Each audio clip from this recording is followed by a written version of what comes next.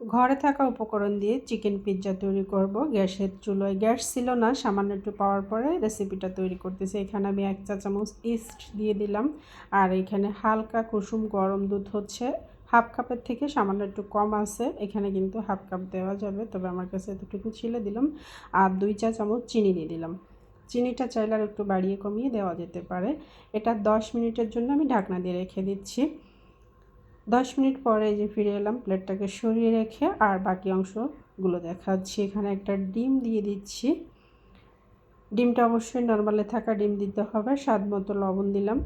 আর এখানে 3 টেবিল চামচ তেল আছে, সে তেল থেকে সামান্য একটু রেখে বাকি তেলটা দিয়ে দিলাম।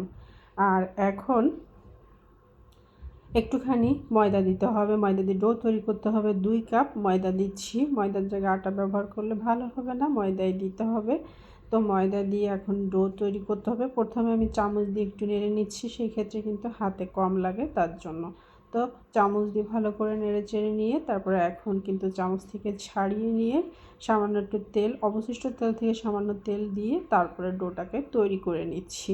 তো আমার কিন্তু এখানে কোনো নরমাল পানি দেওয়া হয়নি, দুধ দিয়ে ডোটা তৈরি করা হয়েছে। যদি আপনার কাছে দুধ না থাকে সেই ক্ষেত্রে নরমাল পানি দিয়ে ডোটা তৈরি করতে পারেন। আর এখন আর সামান্য একটু তেল দিয়ে তারপরে আমি ডোটাকে রেখে দেব 1 ঘন্টার জন্য। 1 ঘন্টার জন্য গরম স্থানে রাখতে হবে, বাতাস লাগলে কিন্তু ফিলাফি হবে না। তো আমি রেখে দিয়েছিলাম আর এখন কিন্তু বেশ খানিকটা ফুলে গিয়েছে। আর এটার অর্ধেকটা আমি ভাগ করে নিচ্ছি, মানে অর্ধেক দিয়ে পিৎজা তৈরি করব সেটাই দেখাচ্ছি। তো এটাকে একটু সরিয়ে রেখে এখানে পিৎজার শেপটা দিচ্ছি। এখানে একটা সসপ্যানের ছোট্ট ঢাকনা, সেখানে সামান্য একটু তেল মাখিয়ে তারপরে এখানে ডোটা বিছিয়ে রুটির মতো একটা শেপ দিতে হবে, মানে পিৎজার শেপটা দিতে হবে। তো আমি দিয়ে হাত দিয়ে চেপে চেপে তারপরে শেপটা দিয়ে দেবো। এখানে আসলে বেলাবেলির কোনো ঝামেলা করিনি।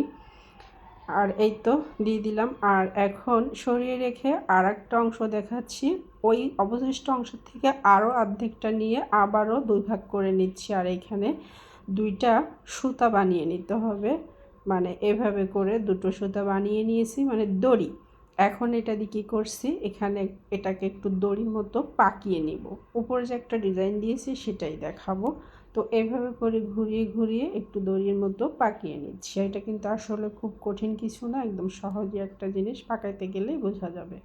তো আমি এটাকে যে পাকিয়ে নিয়েছি আর এখন এটাকে সাইড দিয়ে দিয়ে দেবো। এখানে কিন্তু কোনো ধরনের পানি লাগানো হচ্ছে না, জাস্ট একটু ঘুরিয়ে নিলেই হয়ে যাবে। তো এই তো ঘুরিয়ে নিচ্ছি আর এইখানে 2টো মুখ এক জায়গায় চেপে দিলেই বাস হয়ে যাবে। এখন এখানে আমি দিচ্ছি কাঁটা চামচ দিয়ে একটু ঘাই দিয়ে দিয়ে দিতে হবে, তার কারণ এটা যদি না করি সেই ক্ষেত্রে ফুলে উঠলে পিৎজাটা খুব একটা ভালো হবে না, যার জন্য এই কাজটা করা। তো আমি একটু কাঁটা চামচ দিয়ে ভালো করে লাগিয়ে দিলাম। আর এখন দিচ্ছি টমেটো সস। আপনার কাছে টমেটো সস থাকলে এটা দিতে পারেন। আমি এখন আসলে আমার কাছে ছিল না, তাই কেনা সসটাই দিয়ে দিলাম। ঘরে বানানো সস দিতে পারলে বেশি ভালো হয়। তো এটা ব্রাশের সাহায্যে একটুখানি ভালো করে লাগিয়ে দিলাম। আর এখন এইখানে দিব রান্না করা চিকেন। আমি আসলে চিকেনটাকে বারবিকিউ করেছিলাম, সেখান থেকে একটা পিস একটু ভালো করে ছিঁড়ে দিয়ে দিচ্ছি। ঘরেই ছিল নর্মাল ফ্রিজে, তো নর্মালটা ভালো করে ঠান্ডা কেটে যাওয়ার পরে ভালো করে ছিঁড়ে তারপরে হাড় ছাড়া দিতে হবে। আর বুকের অংশটাই বেস্ট, এটা বুকের অংশই ছিল, তো এটা দিয়ে দিলাম। আর এখন দিচ্ছি চিজ। চিজটা আপনার পছন্দ মতো আপনি দিতে পারেন, বেশি খেতে চাইলে বেশি দিতে পারেন, কম খেতে চাইলে কম। এখন দিচ্ছি এখানে পেঁয়াজ।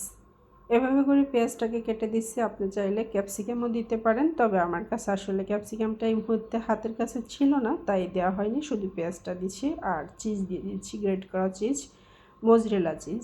এটা গ্রেট করাটাও কিনতে পাওয়া যায়, নর্মালি পাওয়া যায়, যেরকম আপনি চান সেরকম দিতে পারেন। আরও একটু টমেটো সস দিয়ে এখন এই তো হাঁড়িটা বসিয়ে রেখেছিলাম। চুলোতে আসলে গ্যাস ছিল না, একদমই কম পরিমাণ ছিল, সেই অবস্থা আমি হাঁড়িটা আগেই বসে রেখেছিলাম। হাঁড়িটা গরম হওয়ার পরে তারপরে যে পিৎজাটা বসিয়ে দিলাম।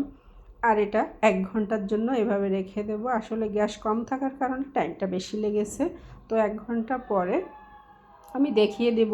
আর এইখানে অবশিষ্ট অংশটা আছে, এটা দিয়ে আমি আরেকটা নাস্তা তৈরি করতে পারবো। এই তো 1 ঘন্টা পরে আমার পিৎজাটা কিন্তু তৈরি হয়ে গেছে, আলহামদুলিল্লাহ। আর এটা বাংলাদেশি পিৎজা, এটা আসলে বাংলাদেশে কম দামে পাওয়া যায়। তো আমি এই তো অল্প খরচে ঘরে তৈরি করে ফেললাম। আমার রেসিপি যদি আপনাদের কাছে একটু ভালো লেগে থাকে অবশ্যই লাইক কমেন্ট শেয়ার করে পাশে থাকবেন। আর নতুন কোনো রেসিপি যদি আপনাদের মন চায় আমার কাছ থেকে নেওয়ার জন্য অবশ্যই জানিয়ে দিতে পারেন কমেন্ট সেকশনে, আমি চেষ্টা করব দেওয়ার জন্য। রেসিপিটা কেমন হয়েছে একটু জানিয়ে যাবেন কমেন্ট সেকশনে যারা দেখেন আমার ভিডিও সব সময়ের জন্য। আর এটা আসলে খুবই ইজি একটা রেসিপি, আমি দেখিয়ে দিলাম, ঘরে যা ছিল তাই দিয়েই তৈরি করে